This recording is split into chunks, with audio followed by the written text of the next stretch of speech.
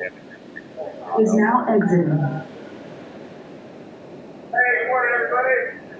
Good morning. So, this is time now for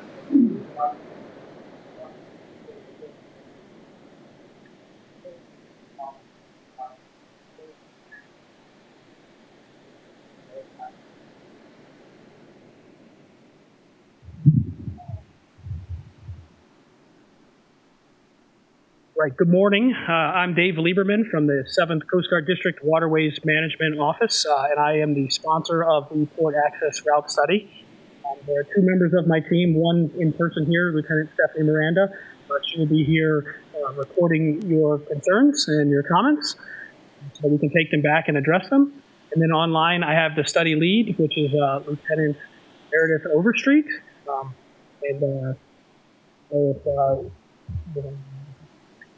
And so if there are any questions, comments, or concerns for today's meeting, that we are able to address them. So before I get started, though, I wanted to thank everyone again for attending, especially the Port for hosting this event. We have a great partnership, and we look forward to continuing that as we advance this objective and other objectives that will take place in and around the Port here.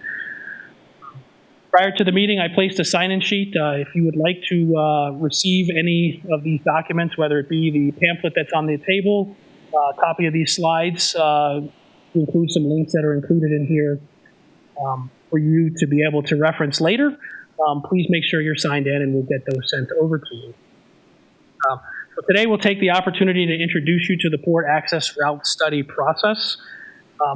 It's important to note that we are just now kicking this off. We do not have any recommendations or anything to propose pertaining to the project. That will come later after we get your comments, complete the study, and make recommendations. At that point, we will almost most certainly meet again, at which point we'll have the opportunity to provide more public comments on any of the proposals that we have. We ask that you remain respectful of each other when you speak. We'll step up to the microphone, turn it on, please. I think they're off right now. So when you go to speak, you'll have to turn it on, and then when you're done, turn it off. We'll allow 3 minutes for comments. We ask that you be thoughtful in your comments, keep them clear, concise. And if you do not have enough time, we also left a comment sheet on the table for you to either provide written comments or continue your thoughts later. Lastly, we are attempting to record this meeting. I don't know if we were able to actually do it, so we'll go ahead and say that for the purposes of this, you may be recorded. Okay, excellent. So it is recorded, and that will help us, obviously, when we get back to sift through the comments as well.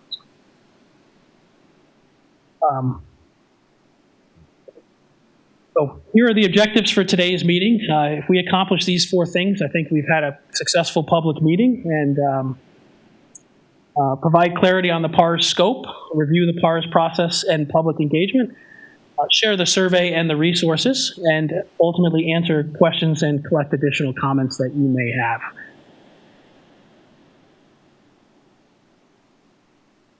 So to provide clarity on the ports and waterways, the Port Access Route Study, I wanted to bring attention to 2 other waterways functions that we have at our disposal.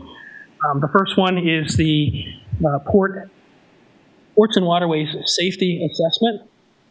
That particular study was conducted here in Canaveral in 2022, and that link will lead you directly to the study so that you can see what was discussed and what the findings were. Again, I will send that link out with these slides after the meeting.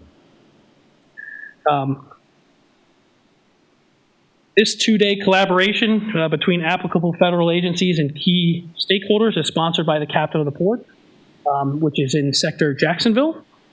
It is a disciplined risk assessment process to identify major waterway safety hazards, estimate risk levels, evaluate potential mitigation measures, and set the stage for implementation of those mitigation measures to reduce the risk in the waterway. Once again, that was most recently conducted in September of 2022, and the link is provided there. If you are interested in any other ports and waterways safety assessments that may or may not have happened, or you would like to get more familiar with the process, there is information on that site as well. You can see any ports and waterways safety assessment study that was completed. The second tool we utilize is the Waterways Analysis and Management System study. This study is used to validate the adequacy of the existing aids to navigation system, as well as get a better understanding of the users and the usage of each waterways and general safety information. This includes, but is not limited to, studying the aids to navigation, marine casualty data, port and harbor resources, changes in vessel usage in future development projects. My intention as the leader of the division that conduct these at headquarters is to conduct this study in the spring. So late spring, early summer, we should be kicking that off. We'll be looking for input from all of you as well on issues inside of the topics that I just discussed, and more information to follow on that. I don't expect you to have to remember all of that today. That particular study, if we work concurrently, joined with the PARS, should give us a pretty good understanding of ships and vessels accessing the port, and then additionally what happens once they get into the port. Next is the reason that we're all here today is the Port Access Route Study. The Ports and Waterways Safety Act required the U.S. Coast Guard to conduct a study of port access routes for establishing new or adjusting existing fairways or traffic separation schemes. A notice announcing the study must be and was published in the Federal Register. That was done in April. Throughout the study process, the Coast Guard must coordinate with federal, state, and foreign state agencies as appropriate and consider the views of the maritime community, representatives, environmental groups, and other interested stakeholders. Primary purpose of this coordination is, to the extent practical, to reconcile the need for safe access routes. I note that that's the ability to access the port with other reasonable waterway uses. So we know there's a lot of conflicting things here in the Canaveral area, and we'd like to hear all about those as well. In addition to aiding us in establishing new and adjusting fairways and traffic separation schemes, the PARS process may be used to determine and justify if safety zones, security zones, recommended routes, and regulated navigation areas should be created. It's worth noting that there is already a regulated navigation area off the coast here, so I don't suspect to see anything along that, but that is something that is currently present now. So here are the primary objectives for us to study during the ports and the port access route study. There's a present traffic density, potential for an increase or decrease in traffic density, if current vessel routing measures are adequate, if the vessel routing measures require any modifications, and if so, the type of modifications, justify the needs of new vessel routing measures, the type of new vessel routing measures, and if the usage of the vessel routing measures must be mandatory for specific classes of vessels. So once again, I know we do not have any idea what this study will bear out, and we certainly need everybody's input to assist us in developing and understanding what's going on here in the area to determine if this is necessary, and if so, what measures we should take to ensure access to. The next slide here is for the scope of the project. It is for the offshore and coastal waters leading to the Port of Canaveral to determine if there is a need to establish a fairway, and there's the definition for a fairway, or other routing measures to ensure safe access to the port. These measures include, once again, fairways, traffic separation schemes, two-way routes, recommended tracks, deep water routes, precautionary areas, and areas to be avoided. It is important to note that if we do establish something, it doesn't necessarily preclude, I know fishing is a big industry here, using fishing in the fairway. It will maybe require you to move if somebody needs to get into the port and requires access to the fairway. But what it will do is protect other users, such as maybe the wind energy, maybe space, anything like that, from necessarily impeding your right to be in the waterway. So it's very much a mariner focused study. But our goal at the 7th Coast Guard District is to ensure a shared marine transportation system, and doing so with harmony. So here is the PARS area of study. If you note how large that is, I think it's about 200 by 200 miles. Quite an extensive box. And the reason that is back in 2015, Coast Guard headquarters created fairways after doing an extensive Atlantic coast PARS. And back on slide 1, I should have mentioned it when we started, but you could see some of the proposed routes that we're going to bring folks down the East Coast. And the idea here is to connect those to fairways and traffic separation schemes as necessary to basically provide unimpeded vessel traffic so that they can access the port without any interference from other activities.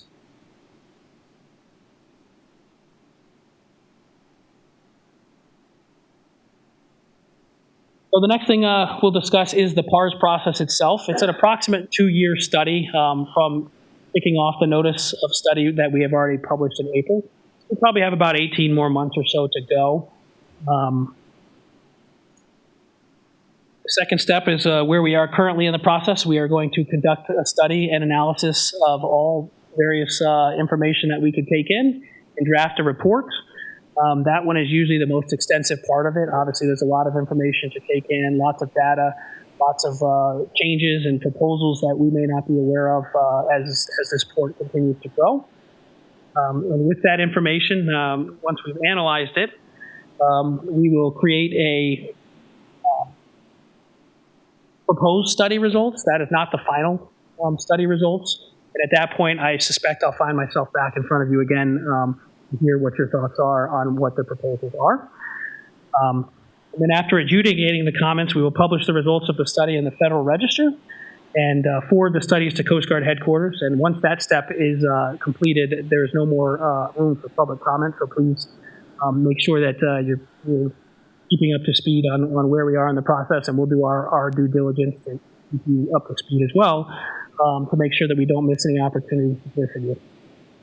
And then the final step is Coast Guard headquarters will review the report and proposals and validate them, and then they take on the rulemaking process to ultimately make them reality. So, once again, the process from start to finish is approximately 2 years, so about 18 more months or so from hopefully having some sort of measures in place, or maybe no measures at all, but that we've conducted a good, thorough study to make sure that we're meeting the needs.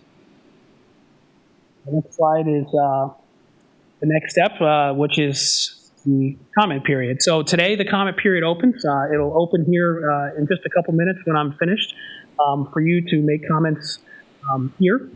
We also have, like I said, the sheet on the table if you would like to provide written comments. We will also have a QR code here, and the last slide will remain up during the public session for you to scan to provide comments and access a survey that we created to also collect data. We've hopefully given you a lot of opportunities and ways to communicate with us, and it's important to note that that period will close on 19 October, 1 month from today. Here's the contact information for the study lead. Feel free to send comments to her as well. Once again, I know everybody has different ideas about what will work and what won't work, so please be thorough. Please don't hesitate to tell us what you think, and we'll do our best to adjudicate those and communicate back to you what the findings are. Do you have any questions or comments on the process itself before we open it up to public comment? Anybody have? Yes, sir.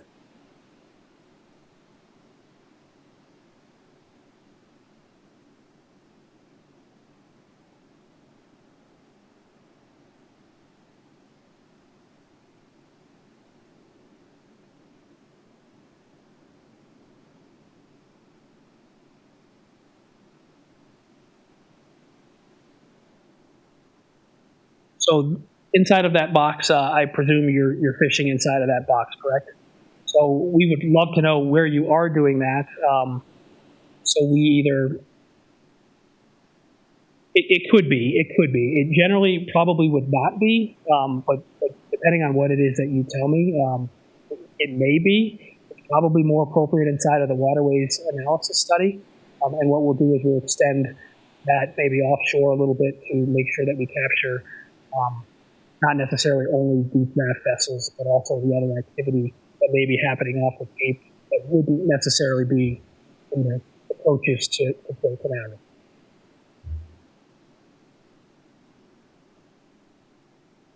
Any other questions? All right, so we'll go ahead and kick off the public comment section. Once again, I ask that you stand up, turn the microphone on. Please state your name as well as the organization that you're with, so we can take note of that, and then provide your comments. Please keep them for 3 minutes or less. And then we will be sticking around after as well for anybody who'd like to discuss anything afterwards. For the folks online, if you have a comment or would like to issue any kind of information, if you're logged into a computer, please note in the chat that you'd like to speak. Otherwise, we'll go one by one afterwards to make sure that we don't miss anybody online. All right, without further ado, we'll open it up to public comment. If you just raise your hand, we'll orderly go probably from this side to the left. Okay, from the first table. About the second table. Okay, if you could stand up, I'm going to have to bring you a microphone. State your name and your organization, please.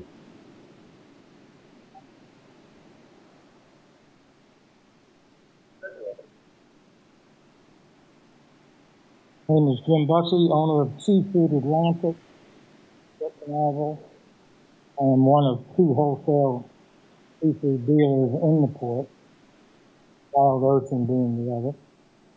And we shop for pretty much every commercial boat that's in Port Canaveral. On a good day, when we are actively catching pinfish off of Port Canaveral, I will probably unload as much as 50 vessels in one day. So that's 50 people fishing pretty much off of the zones that are actively closed during the event. And our guys leave this area. We are central food producers. We came in real handy during COVID pandemic. We need access. We legally should have access. We morally should have access to these waters during a launch. In order to do so, I suggest that we do a study. First of all, Mike Merrifield spoke first, and he mentioned, is there a study done on water use? Who uses this water? What time of year? How much economic impact are these areas during the launch period? What control over these launch periods do we have as far as the growth of the space industry? As the space industry gets bigger and bigger and more participation, these red zones that I'm looking at, which are a $250,000 fine and 5 years in prison if you go in there. I guess as these launches get bigger, the blue zone or the green zone, which we do have access to and from, is going to also become red zone. And we will be out of luck, out of fish. We will not be able to harvest the resources off of our Port Canaveral that we've traditionally fished out of even before 1954 when the port was built. There was a fishing industry that existed in Port Canaveral. So, a little off track here, but as far as we need to do a study of not only the environmental impact, which is Ocalina Bank, which is waste debris, which is cluttering up our shrimp net, which is impeding our commercial operations, and also this is impeding our access to our resource. Every time a launch goes up, we do not have access to the resources, not make a living, in lieu of the space program, which is all a wonderful thing.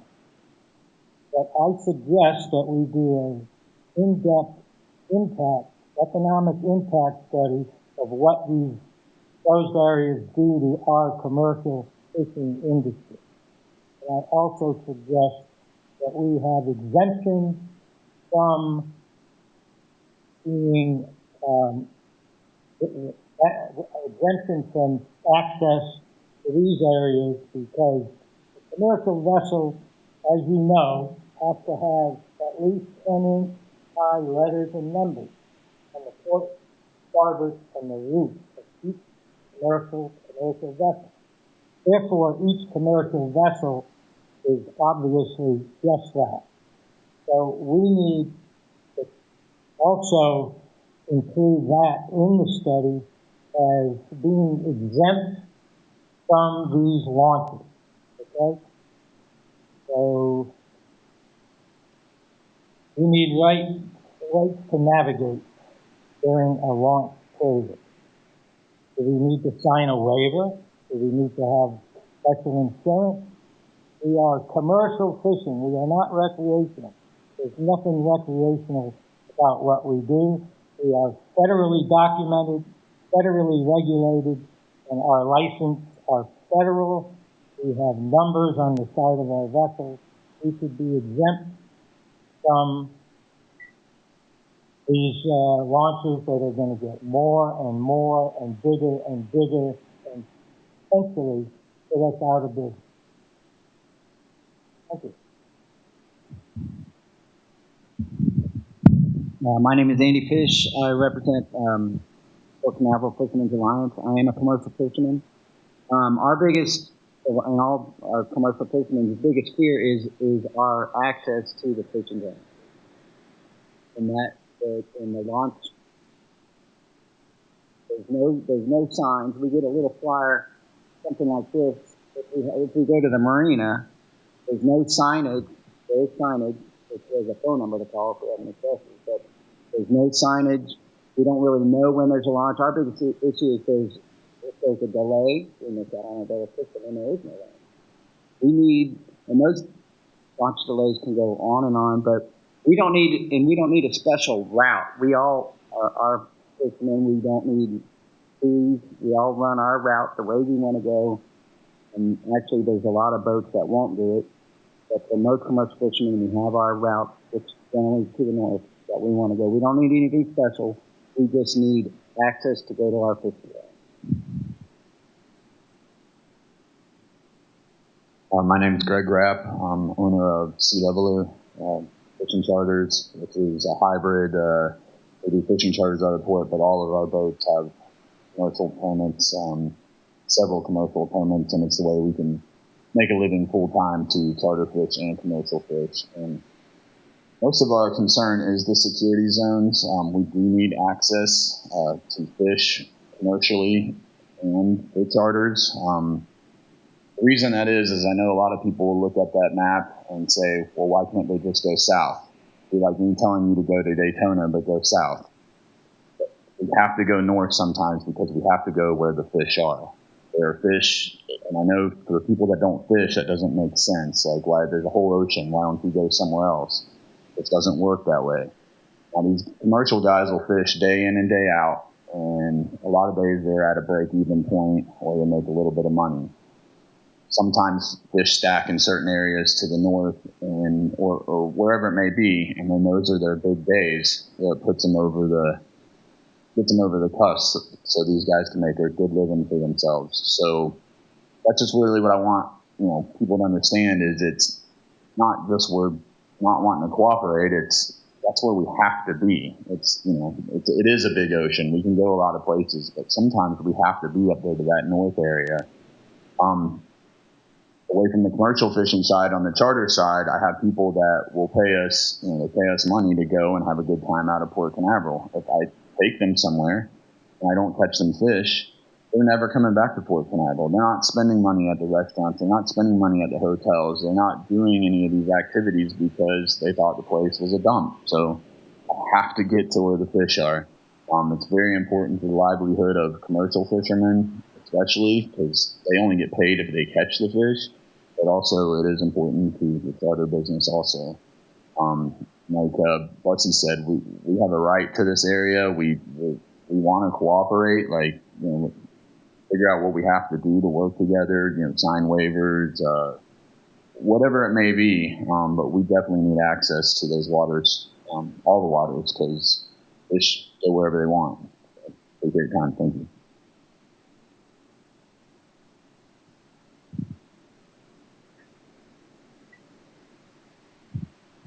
Brennan, MSU Canaveral, and I just want to thank the fishermen that turned out today. So glad to see so many of you here and represented. We really wanted you to come today, and I appreciate that. And I think we have recognized here as a port that this is an issue for you all. We understand also that some of our language might actually be confusing, and some of the zones themselves are a little bit confusing. So with Corey's help, as the chairman of the Harbor Safety Committee, we started working some language.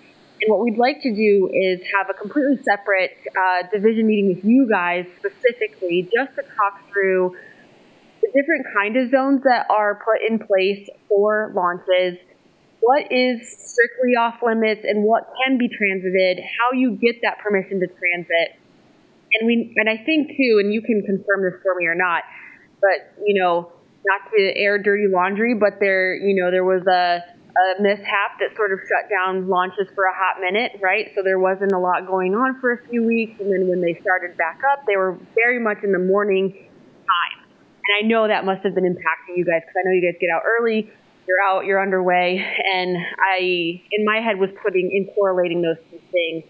I think for the most part, the launches, they try to do them at night. You guys are still out there at night. That's not specifically a factor, but just here to say that we have recognized that this is an issue and that it's impacting you and your industry. And we do want to have, maybe there is room for a study, but we also want to have that separate discussion with you all, just to make clear where you can be, where you can't be, the tools that are available like solar. That's a new app that NavSend has put together that's actually pretty useful. And we want to just explain to you when we set those zones, when they're turned back off, so that hopefully it's limiting that time for you a little bit better, and then just to get you through the zones that you need to be in regardless. So just here to say that, and Corey, we're going to set something up. We can meet quickly afterwards too, but in the next couple of weeks, we'd like to post you all out and have some of that discussion.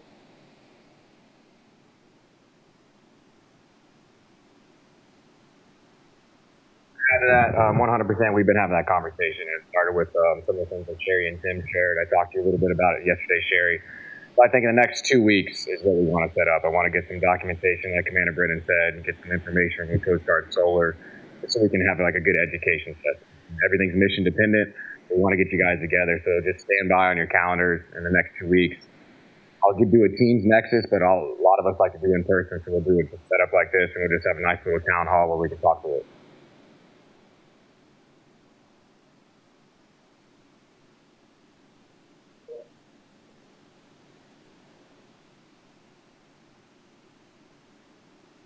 Good morning. My name is Captain Rick Ely, C-Suite Charters in Port Canaveral.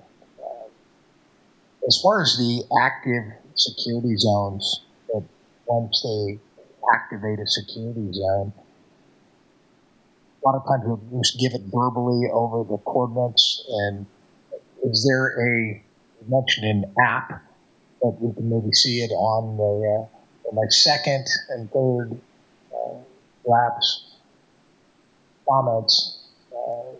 Obviously, we need access, but in the event to avoid a challenge, if you will, that placement on the map, on the chart, so that we can confirm it's a need.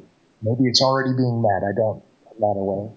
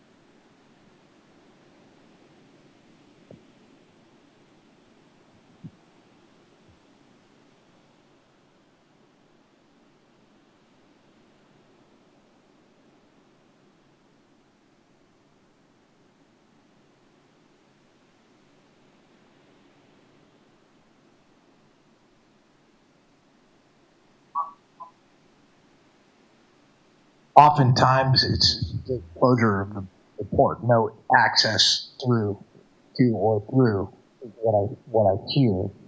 And is that correct? Is that incorrect? I think for the most part, the zones have not extended. So, yeah, sorry. I also wanted to kind of make the distinction. There are safety zones. Security zones are usually in the back end of the Kennedy Space Center, and those are for security purposes. Those can be easily managed with regards to number, access.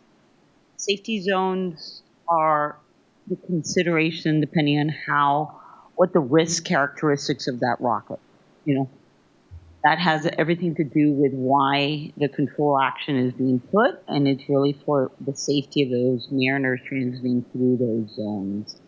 So, again, we've modified our risk posture on the offshore depending on the number of rockets. So, again, take a SpaceX, Falcon 9 rocket. It could be first in use all the way to right now, I think it's 23rd reusable rocket. And then that information, based on the risk characteristic of that rocket and its reliability, that's the data. So it's 6 zones, and we modify it, try to descope so that we're not impacting as much.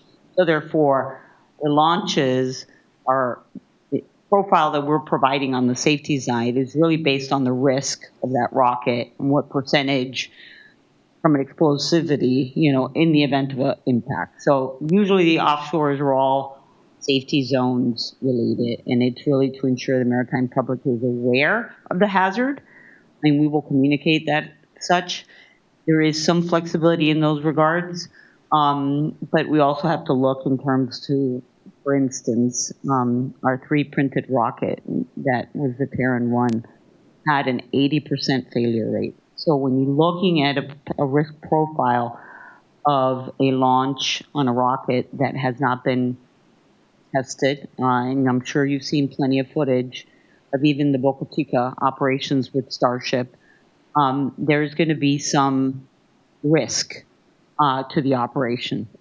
So I think when we dealt with the PASA about a year and a half ago, maybe 2 at this point, we talked in those terms about, waiving off your rights, from a hazardous, condition. There are criteria that fall under the go, no-go launch, not driven by the Coast Guard, but more driven by, again, the number of people within the zone of risk and whether the risk is too great to be able to launch a rocket because of the potential, the high risk potential of an unproven, unreliable rocket during its initial stage of launch.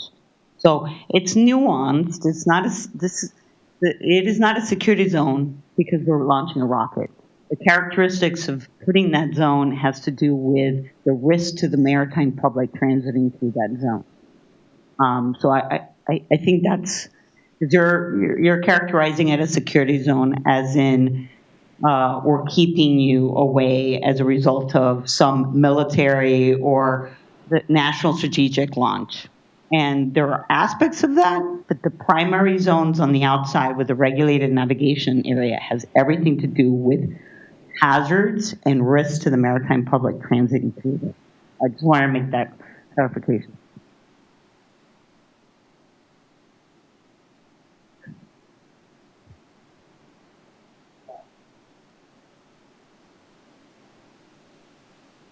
On that subject of areas closed, every time they do launch up, I get something on my phone, and it shows the area which they call the launch danger zone, and it's in blue or green. That's the zone that we can traverse through. And we also fish in that zone during an active launch. If it's not an area that we are controlling via the regulations, yes. So it's, again, it's in the app as well, and the one that I have to look at what the solar one provides. It's usually the controlled zone, which is an active. This is our regulated navigation area, and nuanced. And then we also have somebody at the kind of centralized command zone that also gives direction to be able to allow vessels to come through the area. So it all depends on what you're looking at from the risk. Some of it is just we've communicated outside of our jurisdictional authority 12 miles off that we've then stated this is a hazard zone. That is not keeping you away because jurisdictionally I can't control that zone outside of 12 for right now. And that's where it's really communicating, enter at your own risk. There is a hazard, there's a launch happening, and therefore if something were to happen, this is a likelihood location of where the potential would occur in the event of an off-nominal event of the rocket taking off. Okay, so to further my question, this launch danger zone, is that determined by your evaluation? It is determined by the Space Force SLD 45, which are the risk analysis people, depending on the explosivity, fuel, and reliability of this rocket, goes through it, and then they create, this is a likelihood of potential impact in the event of an off-nominal event, where if it doesn't come off the pad and it explodes off that area, debris might fall in that general vicinity. So why could this zone not become a risk zone rather than a launch danger zone? If the launch was determined to be a real risky launch, would that zone turn red? And why couldn't it? If the answer is no. Like I said, it changes. That's why I said these are not fixed points. We have created a regulated navigation area based on criteria of different rockets historically across the region through the various launches. And then we created special boxes saying, hey, as opposed to what was before, which was the shuttle area, it was this enormous zone that sat offshore, fixed. And every time there was a launch, that giant zone got activated. So we modified our regulatory provisions and used a regulated navigation option, which then every time, depending on the rocket, between first use to multi-use or delta versus future Starship. That information we get those coordinates or the risk contours from Space Force. That information, then we create the box based on those risk characteristics. So it's not a fixed point every single time the rocket is launched, because as a matter of fact, we have, based on the reliability, have shrunk that to the point where it doesn't touch the maritime zone, or it's within the restricted zone of already an existing property zone right outside the Kennedy Space Station, which is Space Force property, and we have not controlled the zone. We are communicating a hazard, that a launch is being happened, but we are not controlling that waterway. We're right now, more often than not, using that version because data is being better improved, and as the rocket is getting more and more reliable, then we're not controlling the waterway. So who controls the level of danger risk? How risky and dangerous and explosive can a rocket be, or can it get to what level? Is there a level of criteria? Is there, well, we're going to shoot off a rocket that's 80% going to blow up. What control do we, meaning what, us or civilians or Keeping you out of the zone is right now the only control that we have, which is it is too much of a greater risk. As they want. Huh? Shoot off a rocket with as much risk as they want. Again, the nuances. Standard, is there a standard where somebody can, the Space Force can go in and say, you can't launch this rocket because it's too high risk?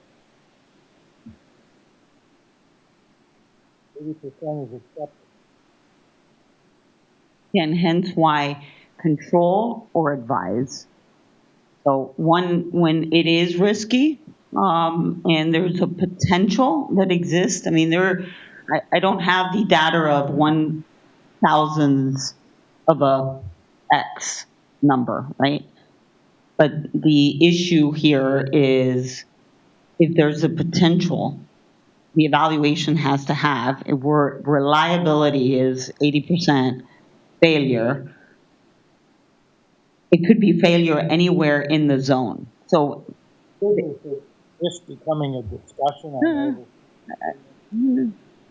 If there was a catastrophic failure, and if this area is covered in debris, our livelihood is gone. Because of the high risks taken by an industry that has no control. Again, there are risk contours, and from an off-nominal event, that's on another agency's responsibility of whether, in the event of an abort, and where that abort's going to happen. There are mechanisms. Again, I'm the Coast Guard. Don't deal with the rocket perspective. FAA being the lead agency in evaluating those locations, and they are determining factors when they activate the push button, when they start seeing off-nominal information on the rocket, and where that would occur. They have mapped out certain zones, in particular, to be able to then, man boosters and so forth. Again, we know for sure that historically, the Challenger, for instance, those have occurred. And so for our perspective, jurisdictionally, we can only then control the waterway to prohibit, so that depending on the likelihood of that incident happening within that risk contour, we want to make sure that our maritime industry isn't present, because I can't control the rocket. That's not my requirement. Now, again, there's been abort missions that would have, before even the launch occurred. They're constantly checking and ensuring what is the rocket doing, and that's Space Force and the launch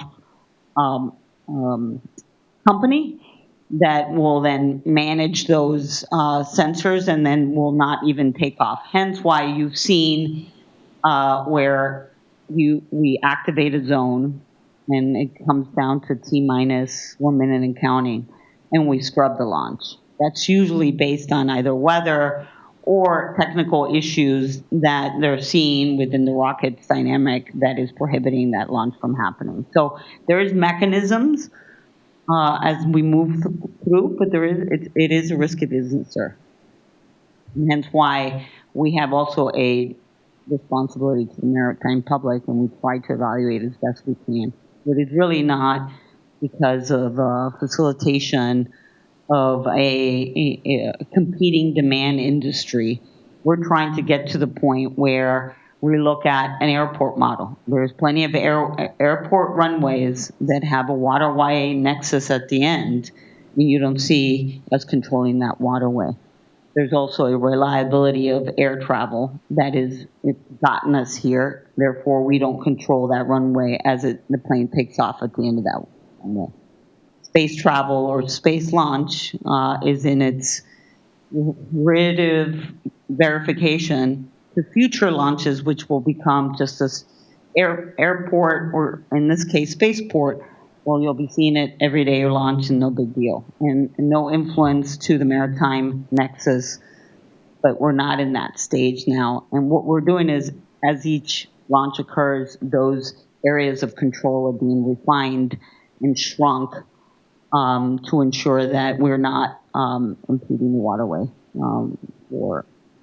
for commerce and for recreational use. I'm going to stop this now because I think a lot of that would have been some of the stuff that we would have covered when we get to meet with you in a couple of weeks as well. I know this is an important topic, so what I want to do is see if anybody in the room has anything pertaining to the approaches that maybe isn't space safety or security zone. We'll get all those comments on the record, and then we can use the remaining time to continue this discussion if we'd like to. Yes, ma'am. 1 second, we'll get your mic there. And then your name and organization, please.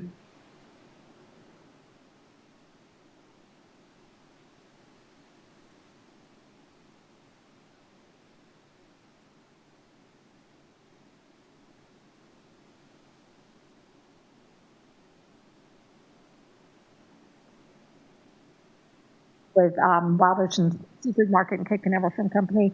And this is a comment that I'd like to present from the Executive Director of Southeastern Fisheries Association. And I know it does have some repeat of what they've said, but if you're willing, if I could go ahead and read his comments. Yes, please.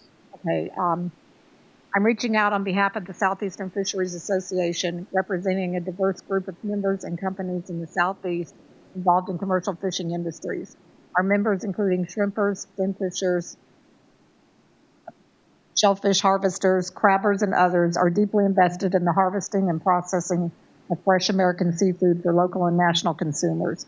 Many of our members operate in Northeast and Central Florida, relying on pristine waters surrounding Cape Canaveral for their livelihoods.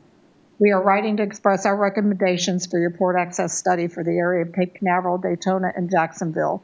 Our members own and operate various types of vessels: shrimp, mackerel, reef fish, and HMS fishing vessels. They access the fishing grounds through Port Canaveral and other nearby ports. As noted in your FR notices, these ports are busy and becoming more so in the future. Various activities in these areas create potential safety hazards, which we all need to be aware of. The most critical issue for our members is the current and future proposed Space Coast activities and proposed increase in space rocket launches. Potential hazards associated with these launches are the release of hazardous waste and other materials from current and proposed space operations, particularly and around launch sites off the Florida coastline. These pollutants not only pose threats to human health, but also endanger the delicate habitats of numerous land and water species, seabirds, and other wildlife that depend on surrounding watershed. We have serious concerns about the restrictions imposed on commercial fishing vessel movements offshore and around the port area during scheduled launches. The current restrictions have already adversely affected access to species such as Spanish mackerel, impacting fishers, processors, markets, and leading to social and economic consequences. Our members in the Spanish mackerel vessels are typically small, operated by 1 or 2 crew members, and generally operate from the port to areas near shore, north and south of the port entrance. Spanish mackerel are a migratory species that constantly move around chasing bait. These fish can migrate north and south several miles during a day, and any impediment to following or chasing the migration prevents harvesting.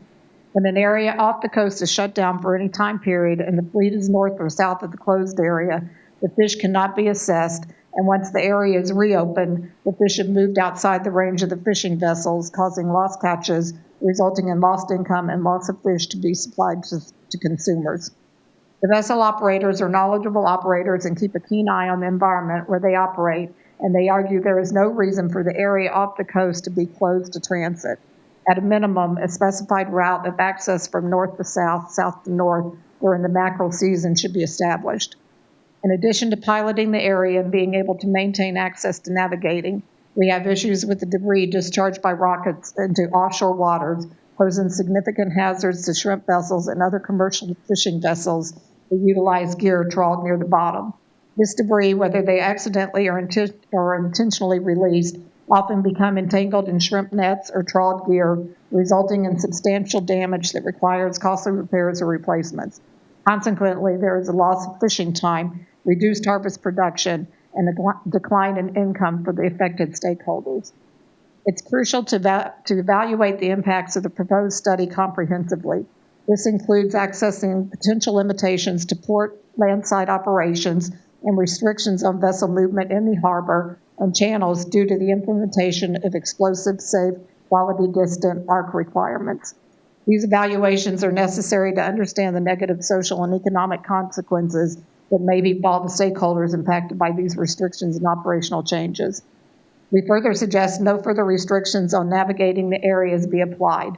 In addition, as we state above, we request a specified route of access near the beach and appropriate depths be created for access of the Spanish mackerel fleet.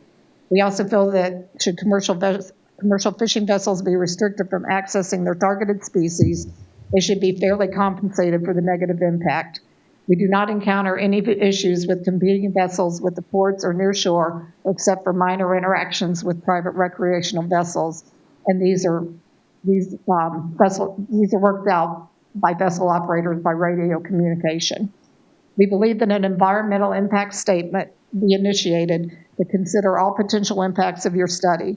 This should provide a comprehensive analysis of the physical, social, and economic impacts on all stakeholders, including fishing families, local communities, businesses, tourism industry, restaurants, lodging facilities, and overall tourism in Florida. We suggest that efforts to comply with the National Historic Preservation Act be followed and addressed in the EIS. It is critical that all efforts to ensure that all areas covered by this proposal would not impact or infringe on any historical artifacts, any areas on the property or surrounding areas, any Native American artifacts, and be preserved. Technology exists for equipment such as sonar that can detect such items above and far below the surface. While we support national defense, space exploration efforts, military vessel activity, commerce, and cruise operations, we urge prioritizing environmental sustainability and safety. We encourage continued engagement with local stakeholders to ensure an inclusive EIS that considers the well-being of our environment and communities. We are open to collaboration and welcome opportunities to work together to preserve our pristine waters and sustainable fishing practices. Please feel free to reach out to us with any questions or opportunities for collaboration. Thank you for your attention to these critical matters. Captain Bob Zales, Executive Director, Southeastern Fisheries Association.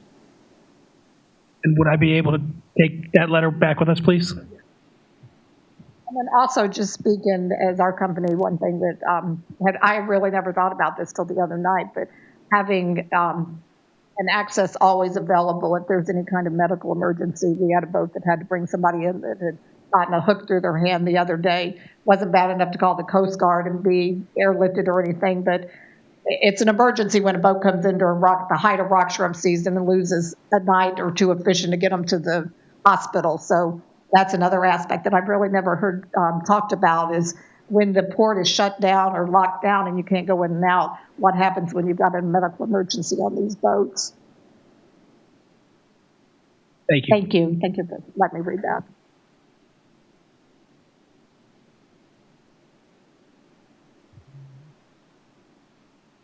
All right, I think that will conclude the PARS portion of the public comment.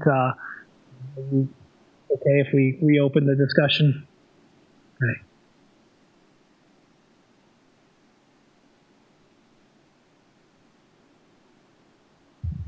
So one of my other positions at headquarters is the Space Launch and Recovery Coordinator. So in this room, we have quite a bit of the folks that are responsible for that. So please feel free to ask any questions. I think it is still a great idea to try to get everybody together somewhere to maybe clarify some things and maybe learn a little bit about what you do as well, so that we can understand your impacts a little bit better too.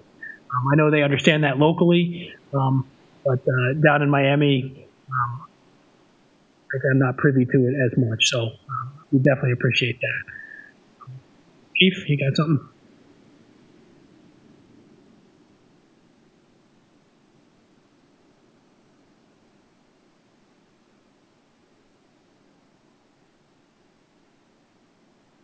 Good afternoon. I'm Chief Boguslawski. I'm the Chief of Space Launch Support right now for the Coast Guard at Marine Safety Unit.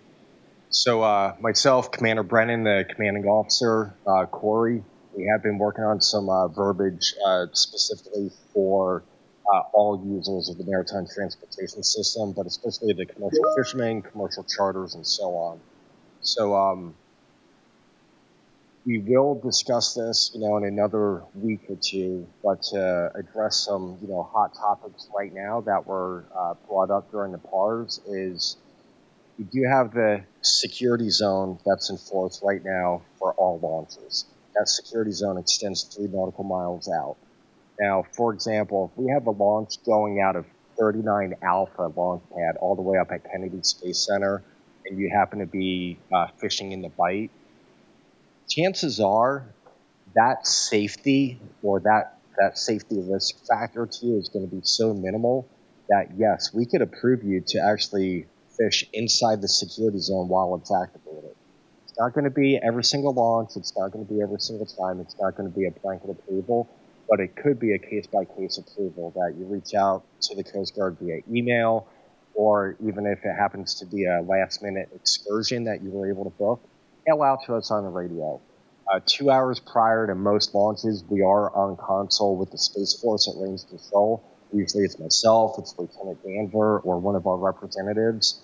And we'll find out what vessel you're on, how many people you have on board, and exactly where you want to be.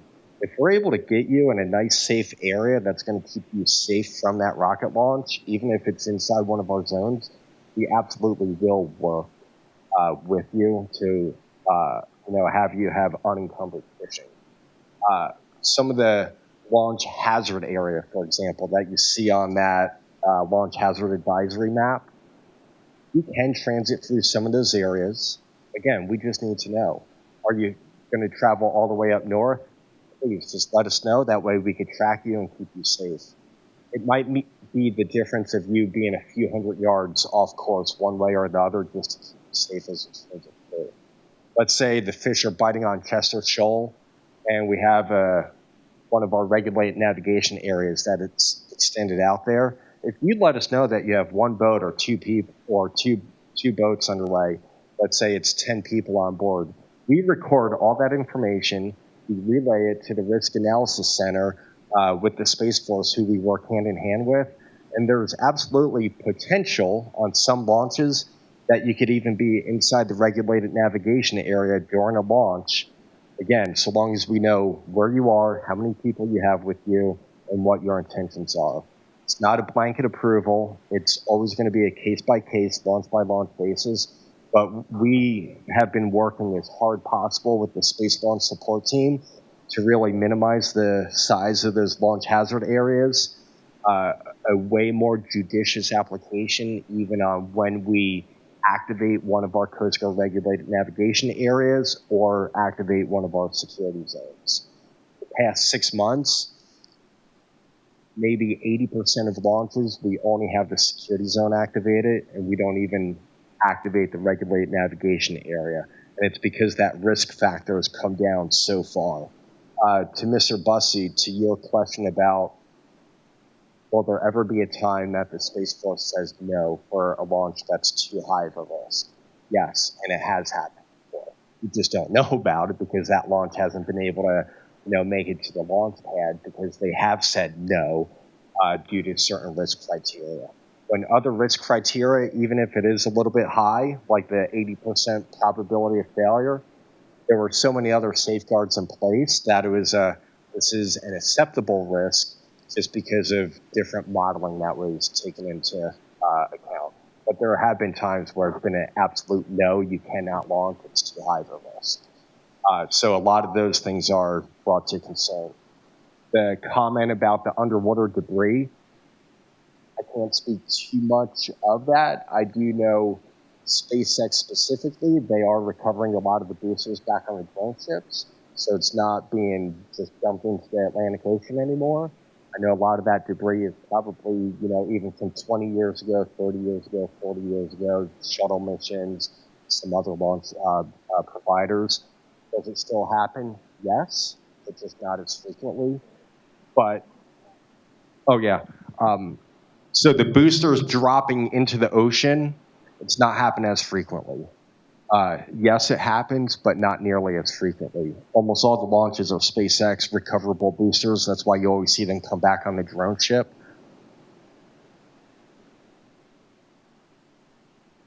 Oh, I see. That's a wonderful, valid concern. Or, I mean, it's a tragic concern, but you know what I'm saying. It's a very, very nice concern that you brought up that I know Dave Lieberman with D7, he'll address that. That's not something that we have too much control over right now, but it's, definitely a really good concern to bring up to look into.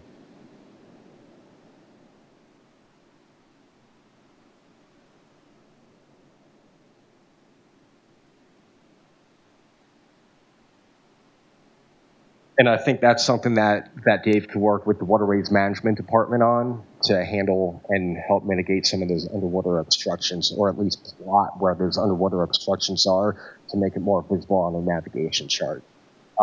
To the fishing industry, I gave you my email address. We'll coordinate with each other. We'll coordinate with Corey and set up, a nice professional meeting a week or two from now to really hone in on all of your concerns and answer all your questions. So thank you for the time to speak.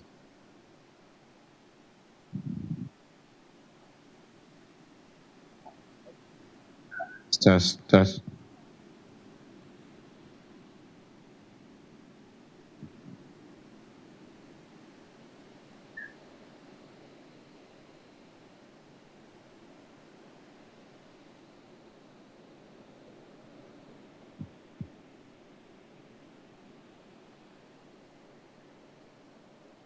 And that's also something that we want to get together. We talked about that we want to refine that language before we have you guys come in and have that town hall. That way we can tell you like these specifics to get that information out. So just give us a little bit of time. Anna, Brent, and I are talking about potentially seeing if we can bring somebody down to go over the Solar Winds app. So give us some time so we can put together a real good presentation for you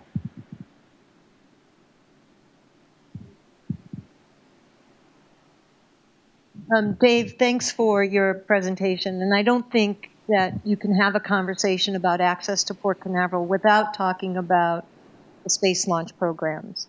And I think, Chief, to your point of there are tools, there are ways to communicate, I think it's clear from the comments made by Jim Bussey and others who ply their trade on the water that there's no understanding of where exemptions may lie or how to be communicating with you.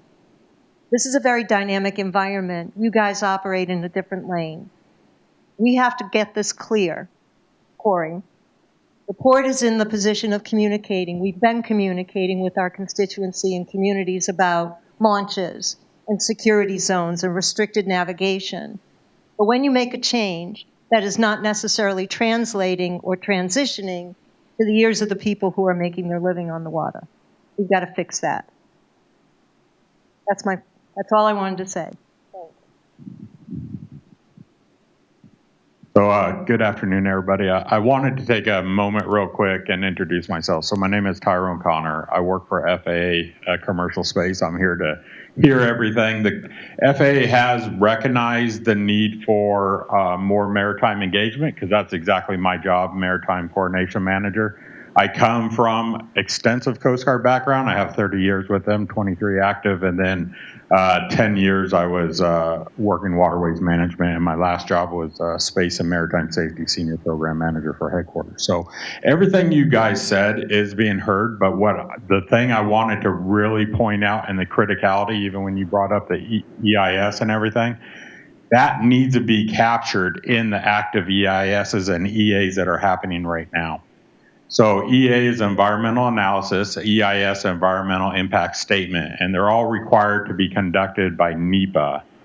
And it's a long process, but this is exactly what you guys are talking about needs to be captured in those documentation. So we need you to go to FAA's website, see all the active EAs, EISs that are being published right now, and make those comments, because that's where it gets captured. So then strategies and plans can be carried out and what's the appropriate action to be conducted. You know, in this meeting, it's great to hear it, but unless it's captured on the Federal Register, it didn't happen.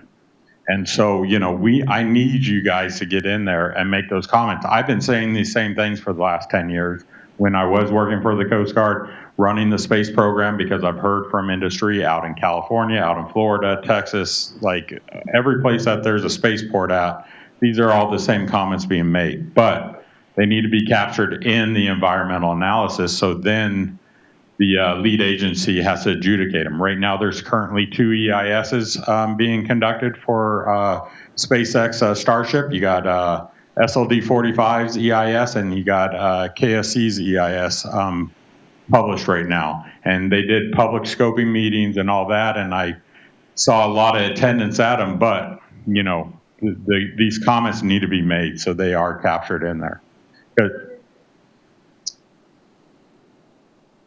Well, it will be reopened again once they publish it for open comments again. Yes. So they have they're drafting up the EIS right now, and then once it gets published, then it'll be open again. So yeah.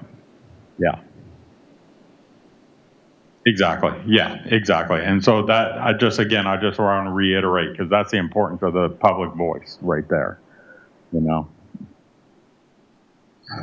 Yeah, and we share it with the port, so then they could get it out to all their groups. So, and that was a big change that we brought in 2 years ago, and that's why the Coast Guard is a cooperating agency with these evaluations. So then the marine community can be vocal about, you know, what they're seeing, specifically when you're talking about debris on the bottom and everything, because we know that is new information coming out.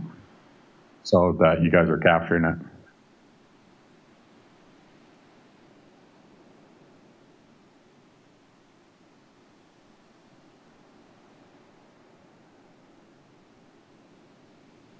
They have multiple open right now, yeah.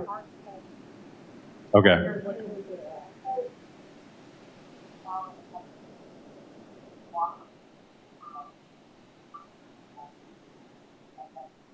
Yeah.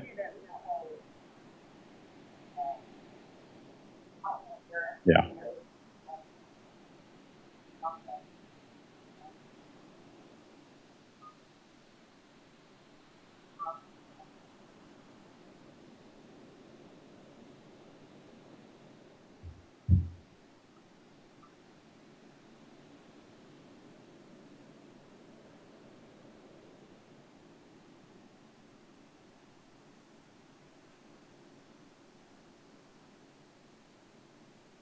And with that being said, I'm open to discussion later on if anybody wants to grab me. Let's just chat, and so I could take your concerns back.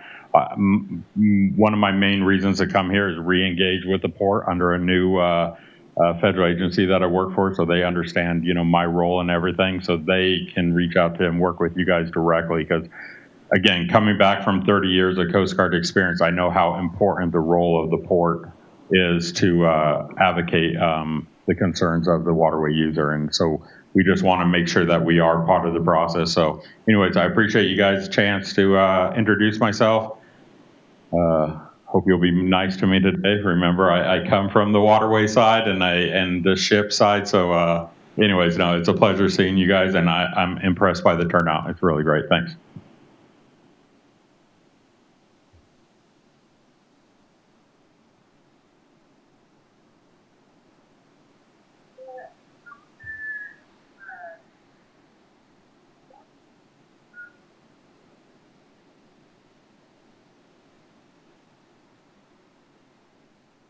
Hello. For our forum, we'll try to. I would love for the program developer to actually make a trip, although you know how budget cycle goes, and he'll probably be in a continuing resolution in no time. But if anything, he can be online on Teams and like show how solar works and how we access that, and then we'll walk through the zones, what they mean, how they're different, where you can transit, where you can't, and who you need to call. And then how to make comments in those environmental impact statements on the website. We can go through that. Is there any agenda items that I'm missing for that forum that you guys would like to see? I know we talked a little bit about the emergency situations. Are you talking, when you said access for medical care, are you talking about like during hurricanes, like when we're, anything?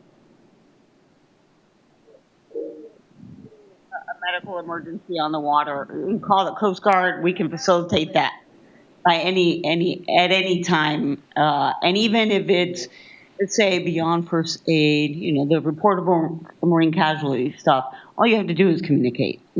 We can. No, but absolutely. I mean, again, we are, on a search and rescue. Our command center is a 24/7 command center, so our region, even though we're up in Jacksonville, covers this whole area, right? All you have to do is make a phone call. They have full access to what launches are not launches, and there is not going to be any time that we wouldn't be facilitating a movement of a ship to get emergency operations out there. So we're all interrelated.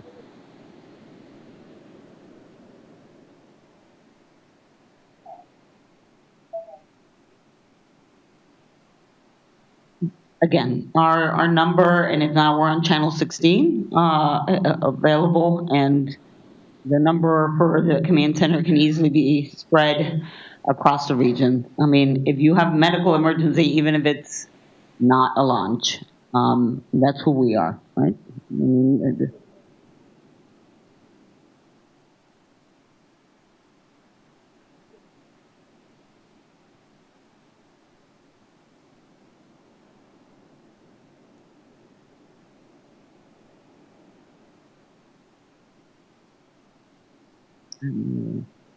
yeah.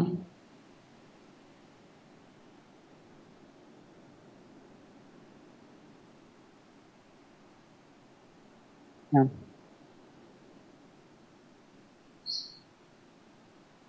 So, right. I mean, again, I'm not saying that, again, there is, as you know, I mean, that standard operating procedure and exists, Naval Protection Zone, that, automatically is a bubble around each of those warships that exist no matter where they're at. So, communicating that, you have to be aware that you shouldn't be touching or be anywhere near moving of warships. Submarines, I would have to look and see if that was actually communicated. But we do or facilitate escort movements of certain vessels, and it should be you've engaged. I'm sure that you can double check that time frame.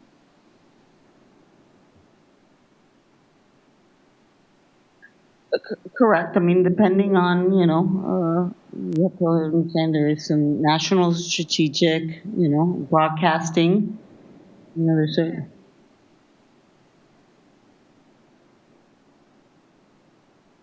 I would have to, I mean, if you give me a time frame and our Coast Guard assets, then I can validate the information. Yeah.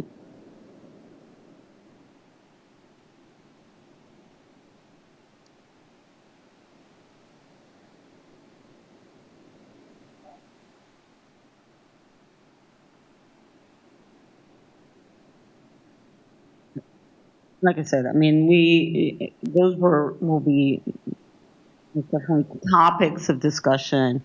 And at a minimum, when it comes to waterway movement or closures, our command center is a 24/7 command center. If you have any questions, calling them via radio or calling, and being switched to another, if it's radio, and if not, calling central telephone number, it's command 24/7. You can have any questions like, is this true? Because again, there's a lot of anecdotal, and they just say, oh, somebody told me it's closed. Okay, well, who did, and who was that, and so forth. So I can't control it, but if you ever have any doubts, you can always call the command center.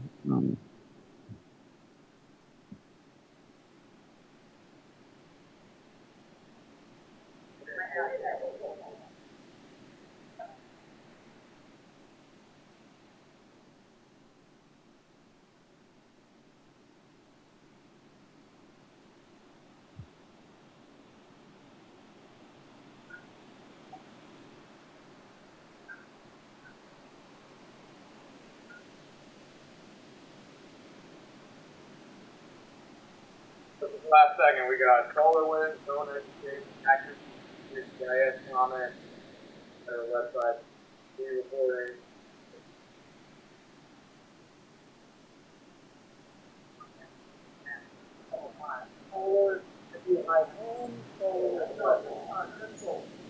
There's a lot of solar. All right.